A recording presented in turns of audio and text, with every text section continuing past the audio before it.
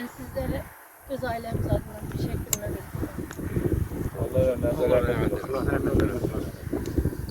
Ben bilenler bilir, bilmeyenler de ben Cəbrayıl Müzeyinin rəhbəri olaraq 5 ilin ərzində mən istəmirəm ki, bir şəhidimiz kənarda qalmasın. Onların tanınmasında ən azından əlimdən gələni əsirgəməmişim. Çünki mən həmişə deyirəm ki, mən tək Nurəddin deyil, adının qarşısında bütün şəhid adı kəlməsi səslənən oğulların hər birinin bacısıyam.